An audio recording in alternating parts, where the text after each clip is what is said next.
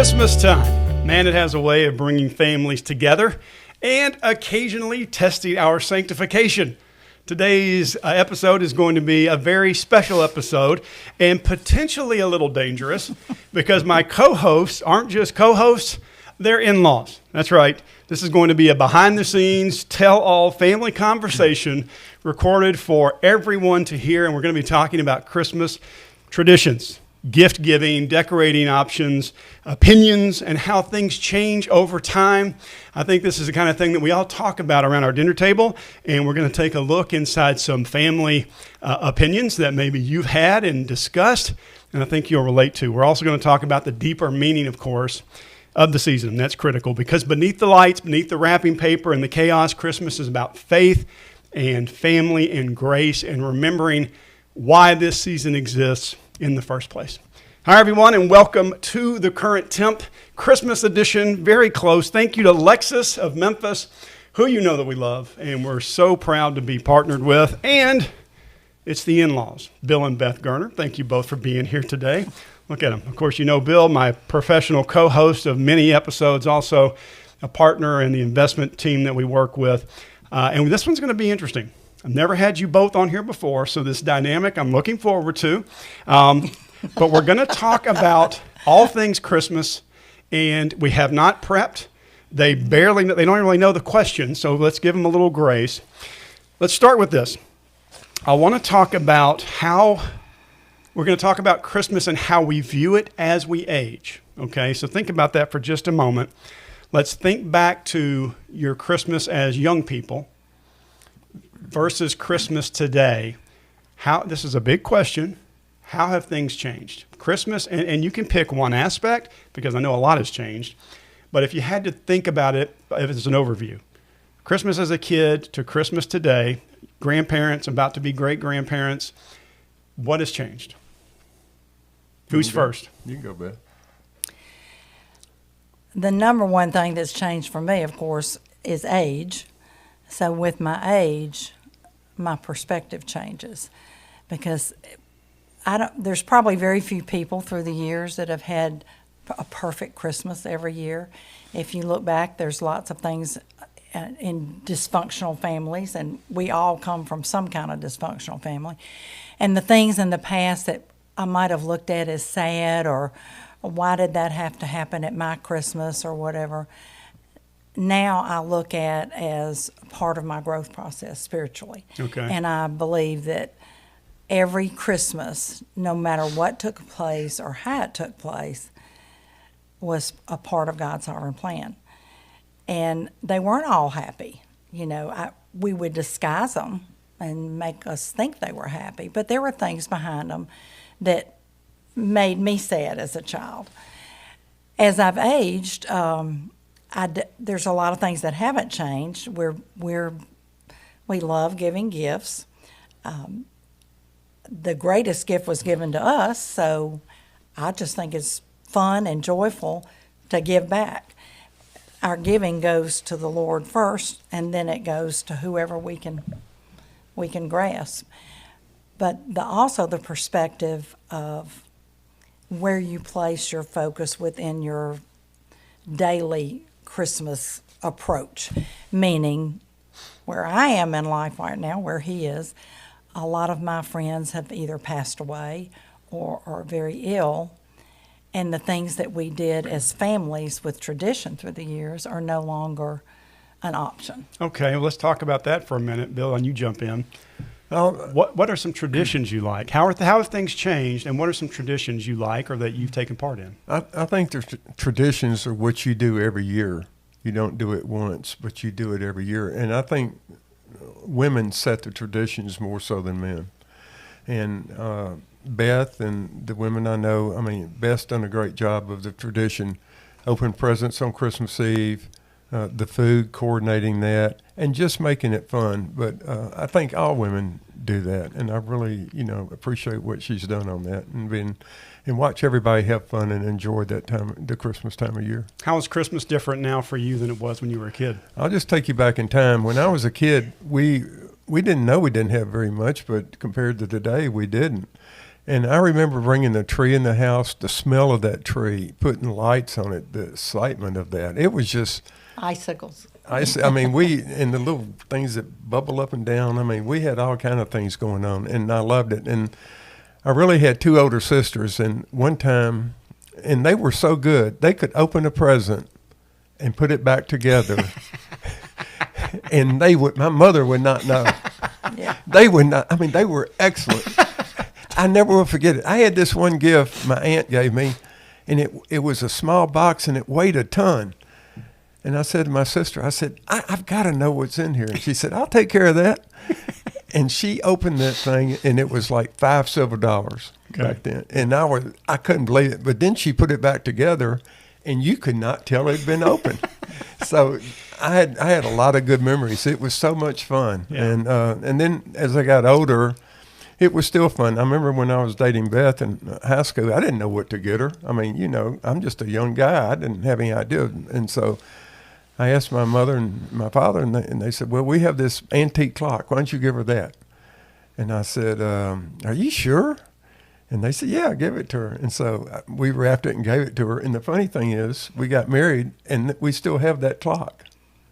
And it's Still wind it every week. It's a 7-day clock, and we wind it, and that's a lot of fun. But I think Christmas is such a fun time of the year. And I think the movie Christmas Vacation is funny, but you see two different sets of families having all this turmoil, and women can handle that a lot better than men. Yeah. But which family's going to eat when and all that, and women are great coordinating that. But I think this is a special time of year, and I really enjoy it, and I love it. All right, Beth, this one's going to focus on you, and then Bill can chime in.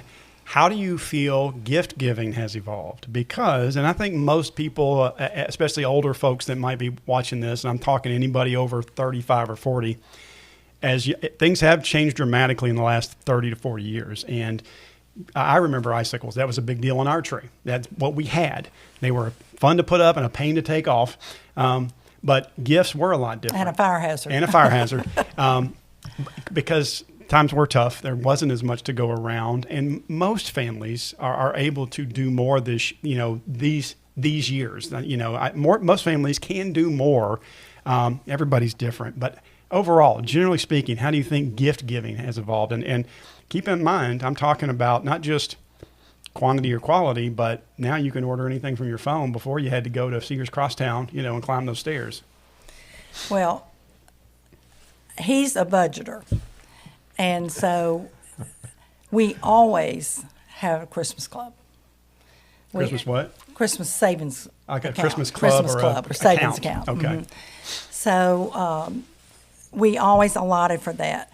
I'm not probably a good example to follow because I give a lot of gifts. I'm not saying it's a good thing. I'm not saying it's a bad thing. It's not a bad thing. We've been given the greatest gift of all. I see nothing, if I can pay for it, if we can pay for it, then we're happy to give it away. I have some guidelines now with the grandkids grown. I require links. And yes, I am an online shopper. I spend less by doing it online than I do going through. Because once I go in a store for one thing, I pass something and you think, oh, but wait, so-and-so would love that. So to me, that's a good thing. But I'm a no China order. My grandkids used to order a lot of send me links to sports. And when you say things. China, you don't buy things overseas. I do not buy anything overseas that has to come in from another country on purpose. If it is, it's accidentally. But there's always a savings allotted for that, whether it's a little or whether it's a lot. And I also balance things out. I'm a fanatic. He's a fanatic about budgeting. I'm a fanatic about making sure it's all equal. It doesn't have to be. They would never know it, but I know it. Well, let me say this, because I have this is an inside look. I'm sitting next to someone who does amazing jobs, not just with the gifts, but with the wrapping. Do you find that's part of the fun? Because your wrapping of gifts is next level. I mean, it's always professionally done. Mine looks like somebody with all thumbs did it. Yours comes out looking like it was the Goldsmith's wrapping station, which I think you worked at, didn't you? That was my very first job when I it's all was coming 16, together. was at Goldsmith's department store. And she taught me how to wrap, and I love it. The last 2 years, I have not been able to wrap. I had some, I don't know why, Christmas time was surgery time, but so I had a granddaughter that helped me last year, and I had a really good friend that helped me this year. So they're still wrapped cute. Yeah. And They're all just your elves. They're my elves. They're all separated. They're all labeled, and they all go in a specific bag. A big red Santa bag. And we love watching them open them. It's just fun for us. But back on those traditions that you were talking about, there's a couple of things that I love. Hold on, tradition. I thought you did that. We're about to get to specific traditions. Okay. I'm sorry. We're about to go there. Nope. I want to Okay. hear that. Beth, you said you were an online shopper. Where do you do your online shopping? Do I just, Who do you use? Amazon? Amazon? Am I supposed to promote that? I just want to know who you use. Mainly Amazon, because it's so easy to return. Yeah. Okay, well, I'm an online shopper too, but I call one of my daughters online, and I say, will you please find something my wife would want? Okay. Bill, I did not prep That's you. a phone line. Let me follow up question. How much of the wrapping do you do? How much of that? I tell you, that's a good question, because at high school, one year I worked at Goldsmiths, and I was wrapping for Christmas with a bunch of other people. And the bad thing is they never asked me back. Did he do that? I didn't know you did that. I did that in the 10th grade, and I did it with some other baseball players at Central High School. And they said, my Bill, we goodness. appreciate you doing it this year, but you're See, not a rapper. Look at I the new never things knew we that. learned. That's right. We got I two love it. Goldsmiths rappers here. Now, traditions. We talked about gifts. We talked a little bit about budgeting. This is probably one of my favorite topics because they're so special and they're all so unique to each family. And it could be anything from the reading of a specific story to a meal to a time to a song. Are you a fan of traditions, and do you have any? We do have. Our Christmas Eve service is a big tradition, and that follows our gift exchange. So it always ends in the right place. But for many, many, many years ago, one of our friends gave us breakfast for Christmas. And On Christmas morning? On Christmas Eve morning. Christmas Eve morning. Okay. They said, we have a present for you. And they had a van that looked like a beatnik. They looked like beatniks. And it was a big old brown clunky van. And they came by and they picked up, there were 4 families total. They were one, and then us and 2 other families. And they picked us up, and and with our kids, and we all loaded up in that van, and we went to basically a truck stop, Bryant's, long ago now. summer. It didn't look like it did now, Yeah. does now. And we had breakfast. And we did that for about 25 years. And it just was so fun. It was hard on Christmas Eve morning sometimes, but you made it happen, you made it work. And when the kids got older, we started before we had grandkids, but when the kids were older, some of the kids and some of the families got a little bit, I don't know, lazy or whatever, where they didn't want to get up and go. So when we did our group pictures, we would pull in the roughest, toughest looking truck driver there was there and substitute him in the picture and put that person's name under him. So that person's represented the one who wouldn't get up and come. So that was really special to us, and especially since none of those people are around anymore. Yeah. They're either deceased or critically ill or gone. And then the other is we try to do the stories. As the grandkids came, we would like them to act out things. And it got real creative. When we lived out on some land, we had a big bonfire. Bill got a big fire going, and they had a skit that I gave them ahead of time. And I forget who was the newborn. I think it was Coop. No, it had to be. I can't remember who the baby was, but we had a baby in the manger, and then everybody had a part, and the parents were helping them read their part by that fire, and the pictures are hysterical because it's like 5 shots, and every shot one of the kids is not in the picture because they've gotten out of their chair and leaving. But those things are so special. And then one time, I don't know if y'all remember this, but your kids did the computer story. They did the Christmas story, somehow did it on the computer in a cartoon as their part of the skit and Where We Live Now. And we wouldn't take anything for those memories. They're just fun. And now I guess the biggest tradition is I save boxes, and I have a lot of Bibles at my house. And so I love to wrap things in the boxes I have. And it's just fun to watch some of the boys say, "Oh boy, I'm getting another Bible," it's the or same whatever, box. just because it's in that box, or they think they're getting, some girl's perfume or something. Anyway, we just try to make it fun. Bill? Well, a few of those years at Bryant, let's go back in time. Joey and I, when they had barbecue in the morning, 7 in the morning, we'd be eating eggs and barbecue. Boom. You remember that? That was a good one. Yeah. Yeah. I was sitting here thinking, and this is going to get into my next story. My mom passed a few years ago, and stepdad. We had some great traditions as well. We usually opened our gifts on Christmas Eve, and then Christmas morning we just kind of focused on the day and it being Christmas and very special. My mom was great about that, and she was big on having eggnog the night before, and so that was just a special thing we always looked forward to. We really focused on the Christmas Eve with the gifts and the family, and then Christmas morning we could be a little bit more relaxed and intuitive, which leads me to the next question, because very common is when families get blended and people get married and they have kids and they have grandkids. Like to your point earlier, the Bryant's thing, you did it for 20, 25 years, but as families grew, it just became, things evolve. And I think that's healthy and good as well. You get new traditions, and you have new people in, you have a new son-in-law or a new daughter-in-law, or you have a new grandchild. It just, let's walk through that for a minute, because sometimes, that can get tricky with families. Everybody wants family time and you kind of do this back and forth. What's a good way to help navigate that? Because I know you guys have been through it, as most people have, and, it just happens. I can't believe they're coming over then. See, that's how you do it. Put your foot down. No, I will honestly say, in all honesty, it's hard at first. Yeah. When the Bryant's tradition, when my kids went their separate way, it was hard. That's just, it just was. Sure. It was change, big change. And nobody likes change. But, I don't have any problem with it now. I'm over it. I'm just glad that I'm so thankful, and we talk about this, we are so grateful that our kids and our grandkids are where they are in Christ, that you have to let all that other go, because the other doesn't matter.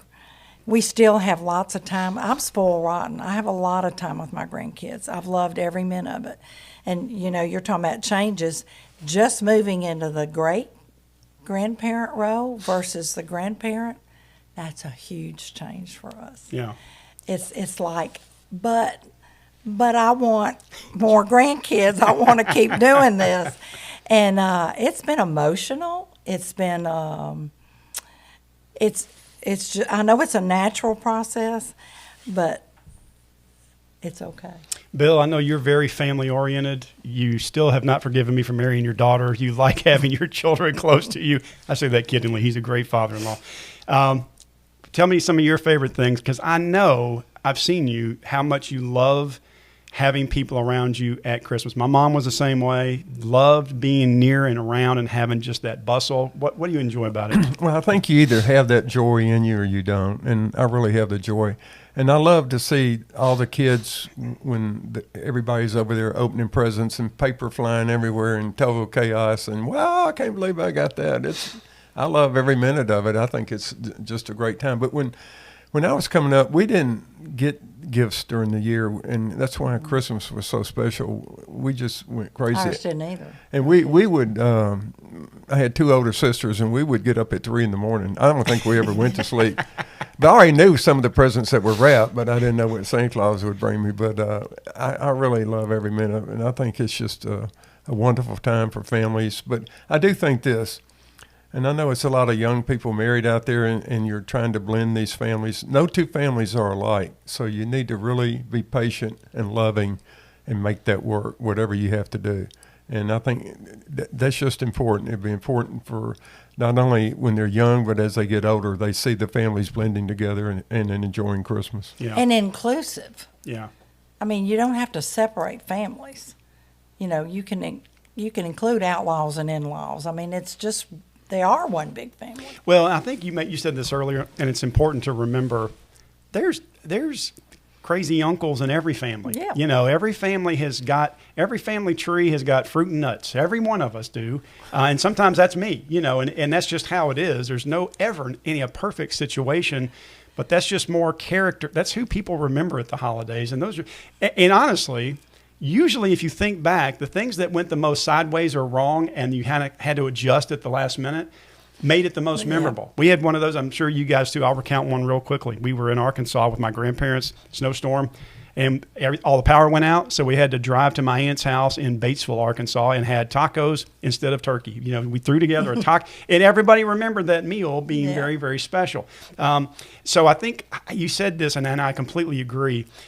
As families grow, you have to be patient. Bill, you said that. You do have to be patient. You want to be inclusive and make sure you're trying to accommodate as much as possible because everybody wants that time. And I know as new little ones arrive on the scene and you've got new babies and grandbabies and great-grandbabies, we all want to see those kids. We just got to hopefully be a little bit more patient as we're moving forward. So, okay. You know, one thing I don't understand is our generation, we always got up at like 2 or 3 in the morning and went down to see what gifts were there. Of course, we did Santa Claus as children, and we did Santa Claus with our children, but we separated it. We never made it. We hope we didn't make it the focus of Christmas. Yeah. It was just a fun part of Christmas. But our kids always slept in. I've never figured out what happened to the 2 o'clock in the morning folks. I have a theory that as most of the country has seen affluence grow, and we have availability of more things. It's not as a bombastic moment. If you've already got an iPad and an iPhone and AirPods or whatever, getting that gift, you know, we look back at vintage pictures now of Christmases when somebody got an orange and was thrilled, and that's like, what? You got an orange? You know, I'm throwing away oranges all day. We are a part of a generation now that has so much, you know, that's when things are simpler. Getting a gift at Christmas is a bigger deal. I think that's a huge deal as well. Decorations. And then we're not too far from the end here. I don't want to keep you guys too long. Generally speaking, the guys handle the outside, the women do the inside. That's just a generalization. I know that's the situation at our house. My wife does an incredible job on the inside of our home. I handle she does help with the outside as well. But I'm usually the exterior illumination expert. Thank you. How do you guys handle decorations at home? And I know you start putting up decorations around June, don't you? No, I do not. I used to do it at Thanksgiving while I was off from teaching, because that gave me time. But now I do it about the second week of November. Okay. How much does he do? I'll let you answer. Well, as I've gotten older, I do less for sure. But Beth has 10,000 ornaments. I mean, we need about a dozen trees to hang, and she's sentimental. She's very sentimental. So if somebody gives her an ornament, it's there forever. That's it. It's there forever. And she loves the time of year. She loves to decorate, and she does a great job. So if I put it one place, it ain't going to stay there. It's got to go over here because I never get that right. But I'm happy to help. But as we've gotten older, we don't do as much on the outside as we used to. I'll give you a sneak peek into my life for anyone out there. I have always been humongous during the Christmas season, and I used to give my wife this job, and I just took it from her. Christmas smells. I wanted it to always smell like fir trees, cedar, balsam pine, whatever. She was so busy doing everything else this year, she dropped the ball, and I had to pick it up and run with it. She did 99.9% perfect. I love the smell of those candles. And so I don't do enough to help her. She does way too much of the work. I'm so big on every day I'll come in, I'll start lighting those. And I've got them from all over the place. I mean, Yankee candles. I got Walmart, everything I can get everywhere in the house. And she's always going, make sure the candles are out. All right, listen, let's go a little bit dark here. let's talk about how do we handle Christmas stress?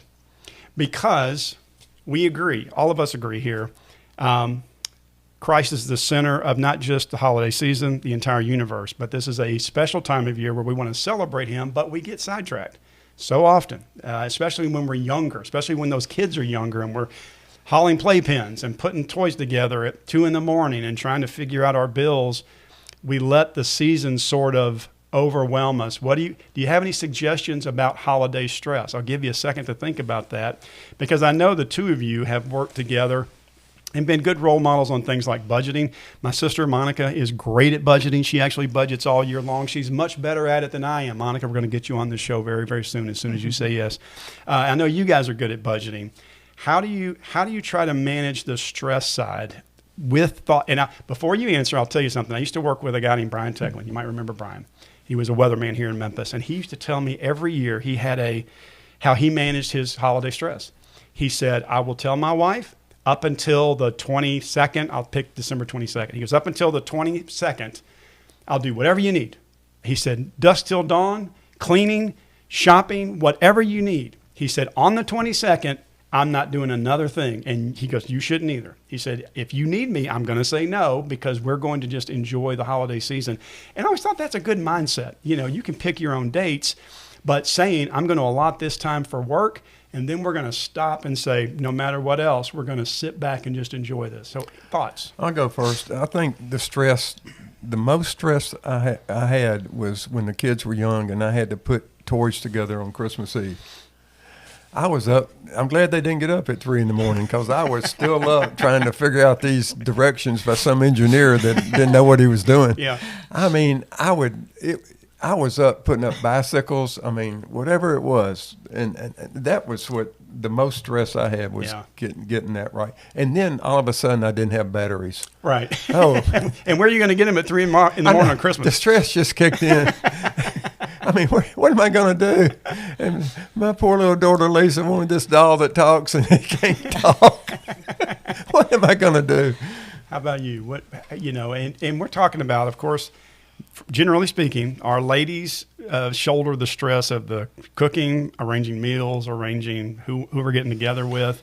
How do you deal with that? I will not say I've never been stressed, because the more you have on you outside of Christmas, you will be. You're human. But I'm not easily stressed. I'm by nature? By nature. I'm pretty easygoing. But back to the decorating, if you do things ahead of time and you plan ahead of time, and Brian was exactly right. I mean, I'm through. My gifts are wrapped. It's done. I know what I'm going to serve, basically. I mean, it's not that I'm overly organized, but Brian's right. If you're chasing down flies at the end of at Christmas Eve, I remember, I'm going to tell this story. One of his sisters, I would work so far ahead of time. We have girls that are the same age. And I'd get Lisa's and Amy's, but mainly it was because Lisa and her daughter was the same age. And I'd get them ahead of time, and Gail would see them, and she'd say, where'd you get that? And I'd tell her, and she said, why'd you get it so early? I said, well, because I did that. And it'd be wrapped and all that. And then Christmas Eve, she'd head out to Woolco, and she'd buy the same dang thing for a third of the price. Pretty smart. And she just had a knack for it. But I'm one that I'm not a good last minute, and you end up buying stuff you don't really need and nobody really wants at the last minute. So stress to me can curve down. And as you get older, I think there's less stress too, because your generation, our generation, is not having as many parties. It's not, most of them are just church events or whatever. But we actually went to dinner last night at a lady's home, and I couldn't figure out when I got home. I felt like my mother, because it was actually, you sat down in front of the fireplace and you just conversed. There wasn't any interruption. I was trying to figure out what made that so relaxing. And I realized there was no TV on, no sports show in the background, just men and women sitting there talking. Snooze fest. No game. And it was so relaxing. It was just fun, and it was different. Yeah. Not what you normally do. Yeah. But I think the planning ahead of time helps a lot. And there's no use stressing. It's not going to change anything. Well, I'm going to jump on that. Do you have any thoughts about holiday stress? I don't really feel like I have that much stress. Yeah. What I see is, because I do things at the last minute. You're done. My wife has been working on it forever as well, trying to get things accomplished. I'm right now thinking, who do I have to buy for? What day is it? I can vouch for that, Joey. Right. I know you can, and you've been helping me. But when I get out, I always do this, and I'm intentional. I think I'm going to jump on that word about being intentional. Like Brian Teglin said, like you're intentional in trying to get ahead of the game. It's being intentional. When I go out, especially now, let's say if I went out shopping after this, we recorded this, I know it's going to be packed. I know it's going to be crowded.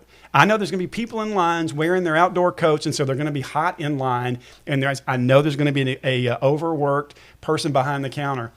Knowing that ahead of time, I try to put in my AirPods with nice Christmas music, and I try to say to myself, just be ready to wait.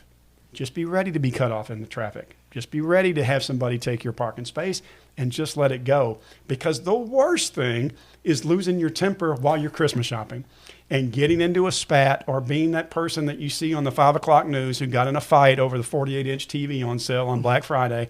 I think it's being intentional ahead of time, pre-planning that you know it's going to be stressful. So don't let yourself get caught up in that moment where you let your sinful self break through when we're supposed to be celebrating the birth of a Savior. I think it's 2 Samuel, and I think it's 6. One of the most interesting stories to me is when David brings back that Ark of the Covenant. And that Ark of the Covenant was the presence of God. And you remember what he did? When it came back and his wife got so mad at him, he danced pretty much naked in the street. He was so joyful and so happy that God was in his presence.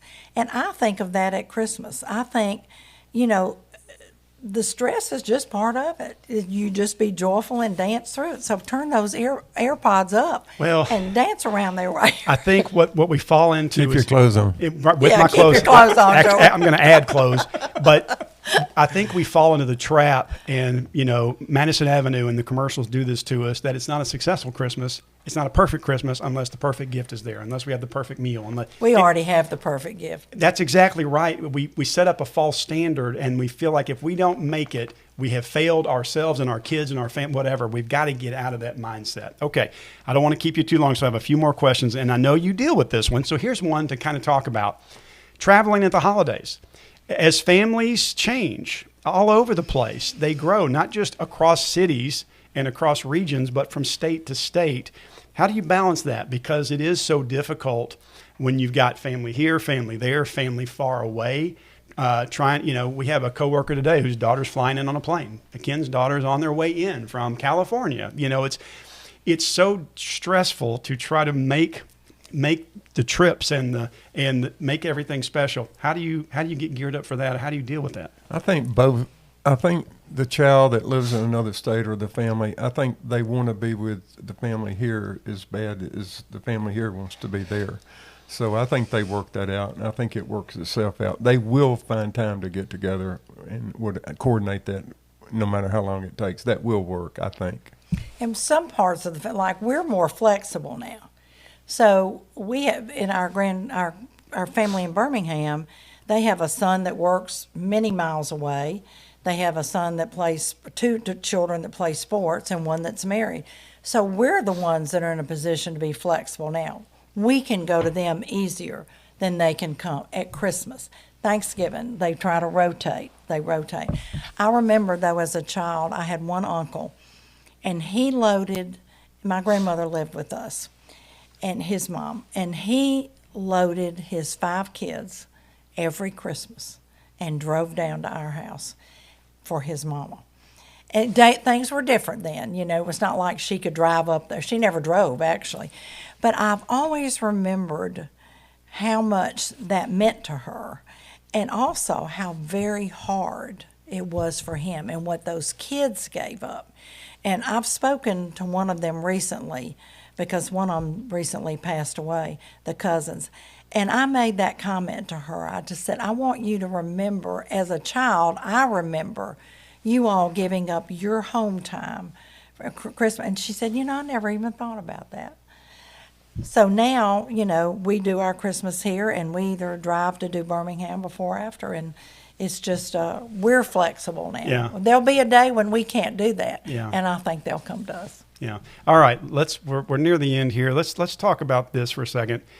I look back on, I was telling my middle son this just recently. We were just conversing, and I said, as I look back on my life, some of my very favorite memories of all memories are those family moments, whether it's Christmas, Thanksgiving, a get together for a birthday party. I mean, there's other fun things we did. We've been blessed to take the kids and have great kids and take them on trips and just had them locally. But it's those snapshots in your mind, those little home movies of moments together as a family that seem to resonate with me the most. I don't know if you're that way, but what is something that, from a familial angle, what is something you hope your grandkids will remember? Your kid, not just your grandkids, kids, grandkids, future grandkids and great grandkids. What is something you hope they'll remember as time goes by? I think what we've done well is our grandkids. I have a boy and 2 girls, a son and 2 daughters, and we have 10 grandkids. I think what makes it special, not only for us, but for them, and Beth came up with this idea, and that is we would take them, as long as they were potty trained, we would take them for 2 or 3 days on a trip somewhere local. And that bonding of those 10 kids is still strong today. And I think when we get together as a family, it's not like they don't know each other. They know each other well. And that's what makes me feel good, is seeing sometimes you don't ever see a cousin, but they're together, they're bonded, they love Christmas together, and it's just a special time to me. Yeah. How about you? Well, even though the Birmingham group is separate, there was enough bonding made at the beginning, whether Christmas or what, even at Christmas, because they lived here for many years when they were young. And I think that will always be there. I hope they remember. I mean, there's nothing I really care if they remember other than that our relationship with Christ and the fact that theirs is critical. And that's all that for many years that's always been either skidded or read or talked about at Christmas. They're grown now.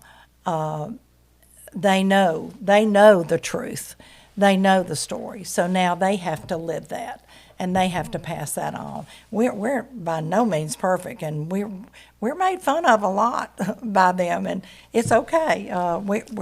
We should be made fun of. We can be pretty goofy sometimes, but I feel for sure, I don't have any doubt that they will remember. And I'm going to tell one little story on your daughter because it's so special.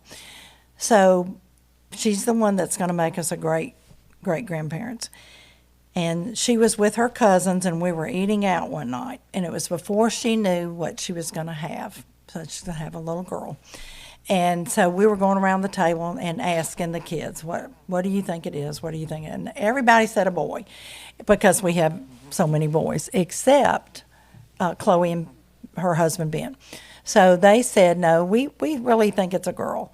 And so we got around to Gerner, one of the cousins, and he said he thought it was a boy. But he leaned over and whispered in my ear, and he said, but I really hope it's a girl.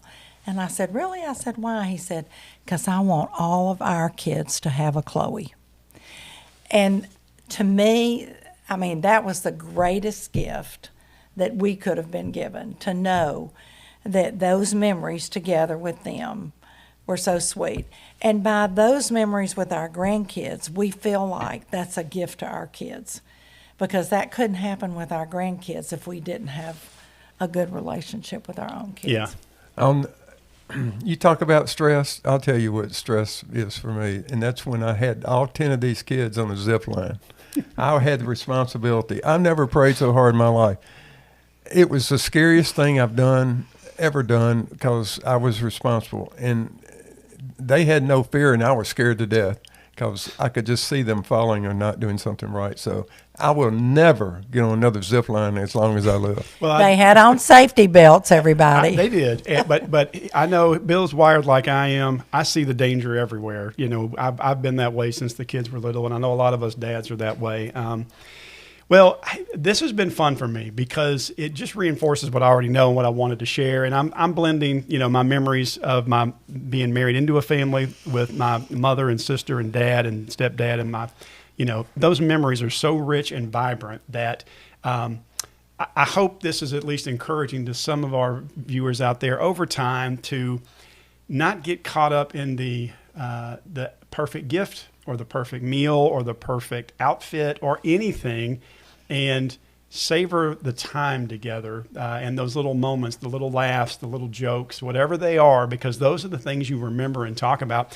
The batteries are going to fall out, the toys are going to break, you know, the things are, the gifts are going to be obsolete, but you'll be hanging on to those Christmas memories, I think, for a long time. And especially when you make sure the whole thing is built on that granite foundational block of we're celebrating the season because of a risen Savior. That brings the whole thing together and really makes it the most important. And I know as a kid you lose that because you're so giddy about presents, but I think it's incumbent upon us as parents and grandparents and believers to make sure we are instilling that story. I think you guys did a great job. I think my mom and dad have done a great job on that as well, and stepdad. And I know my sister and her family do that, instilling what the purpose of the season is. And I think that's just a huge deal. So any last thoughts on this? This has been a fun. Anything you want to add? Producer Lisa, who's off camera, any thoughts? No? Shaking her head? I think you sum it up. I thought you did a good job, Joey. But, I mean, be patient, enjoy the time of year, enjoy your family. And just remember that in 2025, that Christmas is special, and remember what Christmas is about, and just have a good time. But also, before I can't say anything before y'all cut me off, we went to dinner with Merle Purvis, and I tried to get her to do a comedy routine with me on there, and she wouldn't do it. We'll see if we can make that happen. That sounds like a Christmas gift to come. Any last thoughts? Anything you want to share? Wisdom? Grandmotherly and great-grandmotherly Christmas wisdom? Just that you don't have to go shopping for the greatest gift you can give them. If you've got a Bible, it's right there. Amen. So you don't have to stress out. That's a great way to close this. All right, friends. I want to say a perfect and happy thank you to Lexus of Memphis. You know, if you've got the ability to get over there, see what the prices are, that's a Christmas gift you can give for yourself. They're phenomenal people and a great product. Thank you to Lexus of Memphis. And we'd love to hear from you, thoughts, questions, and I know you pinged me. I see the emails. You can email the whole team here, thecurrenttemp@gmail.com. That's how you can get a note to us. You can watch us on Facebook. These are all logged on my Facebook page. Subscribe on our YouTube channel. It's The Current Temp on YouTube, and you can watch these whenever you want, and you can listen to it on Spotify. Thank you guys for being here. You're welcome. This wasn't that bad, was it? Is it over? No, it's still going. Y'all have a good Christmas. Merry Christmas. Merry Christmas.